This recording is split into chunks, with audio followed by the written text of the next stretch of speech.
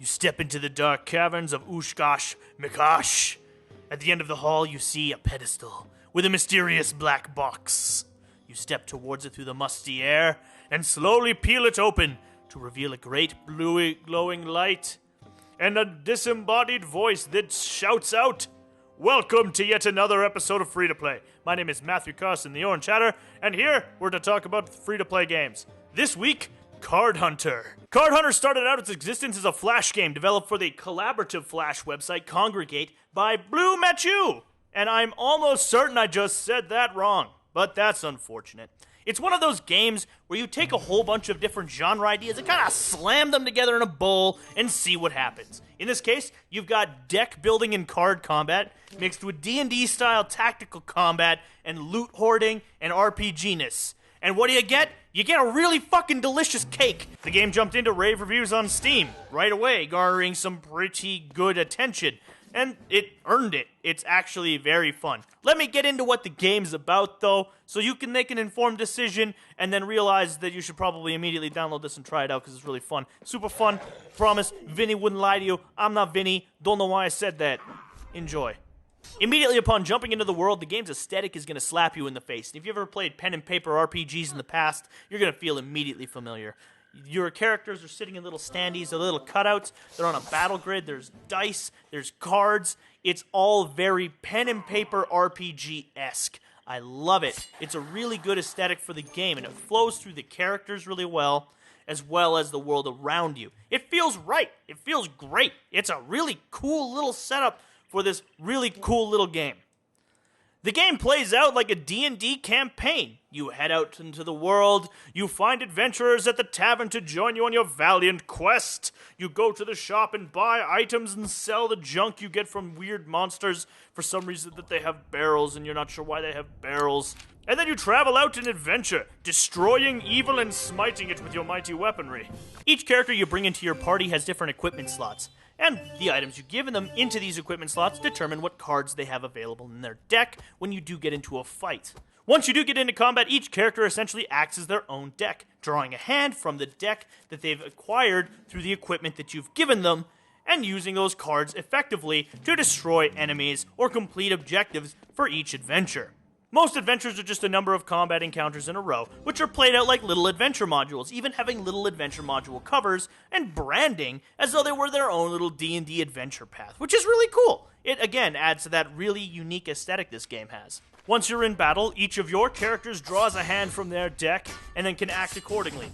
You take turns between you and the enemy, playing cards from each of your hands. Sometimes the enemy will have one hand for multiple creatures, sometimes they'll have a big creature who has its very own hand, and your goal is generally to defeat them, although there are different objectives based on your adventure.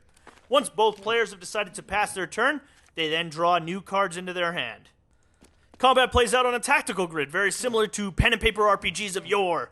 You cast lightning bolts and use spells and attacks and move based on how many grid squares your characters can move or their range.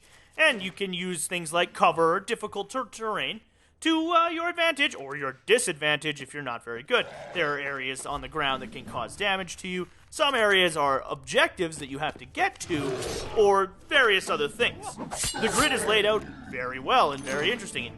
Maps generally get more and more cluttered, requiring more strategic and precise movements. The monsters you fight are also interesting, as they often present interesting challenges based on their characters and what they are. A battle against 6 goblins is going to feel very different from a battle against a giant green dragon. And this is fun. It presents new strategies, forces you to react, and understand what you're doing. And when you do lose, it forces you to re-examine the decks you've created for your characters, and go back in, guns blazing, ready for some sweet old vengeance. Once that adventure is over, you get your loot, and who doesn't love loot? It's the favorite part of adventuring. You also get experience points, which level up your characters, and therefore open new slots, which allow more deck strategies for different items, which is really awesome. Multiplayer is much the same as the single player, and only that you're playing against human opponents instead of weird AI machines. You still get loot, and everybody's leveled off at level 18, which allows everybody to kind of be on a level-ish playing field, depending on what awesome cards you've managed to pull out of either the campaign or by crushing other multiplayer people. And the free-to-play mechanics are actually really, really generous in this game. You can use pizza, which you buy and then give to the Dungeon Master, which is the most accurate and perfect way they could have done a pay currency ever, by the way. And you can get aesthetic updates to your character. You can unlock a few special adventures, which do give better than average loot, which is a little worrisome, but nothing that isn't eventually completely and utterly out-leveled. Or you can use them to buy random chests, which contain the same items that you'll be able to pull from the adventures that you're playing in. So really, there's not too much of a power buy here. Those other adventures that do give you better loot are a little worrisome, but generally, it's not that bad. The amount of content the game gives you is staggering. And that's Card Hunter. It's a really fun little game and something you can pick up for free and toss a few adventures into and have a good time. You build your decks and have a great time. There's a lot of strategic depth and a lot of free content to consume that's actually pretty enjoyable to consume. So it's a good game. Try it out. Give it a shot. I heartily recommend it. But that's me for today. This has been Free to Play, and thank you very much for watching to the end. You might have noticed this video is a little shorter than usual. Yeah, that's because I'm trying to shorten these guys up a little bit because they're running too long. I'm trying to trim out some of the fat, and there's a lot of fat in these free-to-play videos, so I'm trying to get rid of it. I'm also considering splitting this into two different review shows, one that focuses continually on free-to-play games, and another one that focuses on other games, you know, whatever I feel like reviewing. But I'm not there yet. We'll take a look, and I'll see what you guys think. As usual, if you enjoyed this video, please like, subscribe, and I love to hear what you guys have to say in the comments all the time. You guys warm my cockles with the dark, cold heart that I have. Thank you very much for watching. I really appreciate it. It's a really great thing for me to do, and I love the fact that you guys like watching it. So, you all have a great one. Hey, Oombles, Smubbles, you gotta get out of the acid! Gotta get out of that acid! I can't! I seem to have forgotten how to run!